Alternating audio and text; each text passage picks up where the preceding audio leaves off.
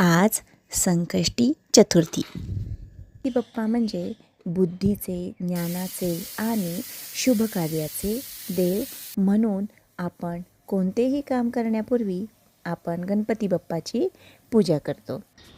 उपवास म्हणजे मन, शरीर आणि विचार शुद्ध करण्याची एक साधना आहे. सोबत दोघांनी चहा घेतला आणि ऐका ना, माझ्या बागेमध्ये ना खूप छान पक्ष्यांचा किलबिलाट येतो. कारण की आजूबाजूला झाडं आहेत ना, तर इतके छान छान छोटे छोटे पक्षी येऊन बसतात ना. 2-3 दिवस जरा ऑर्डरचं काम होतं म्हणून बागेत खाली आले नव्हते. खूप कचरा झाला होता. कचरा साफ केला आणि आता बागेत पण खूप छान फुलं यायला लागली आहेत. त्यांना पण थोडं खत पाणी व्यवस्थित मिळालं ना, ते पण खूप छान फुलतात.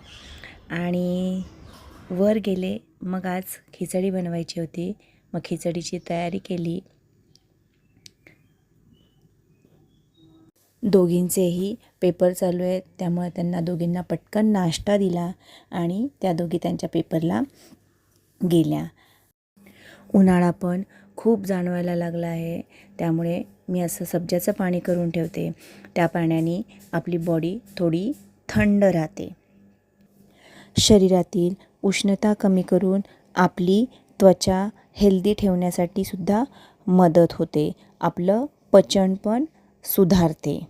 संध्याकाळी सगळ्यांनाच उपास सोडायचा होता. मग क्लास झाल्यानंतर फटाफट स्वयंपाकाची तयारी केली. मसूरची आमटी केली. नंतर वाटाणा ठेवला होता फ्रीजमध्ये सोलून खूप सारा. मग वाटाण्याची सुकी भाजी केली. भात, पोळ्या केल्या आणि गरम गरम शेवटी शिरा केला.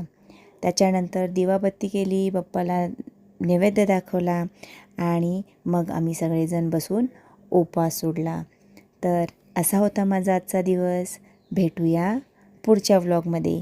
गणपती बाप्पा मोरया.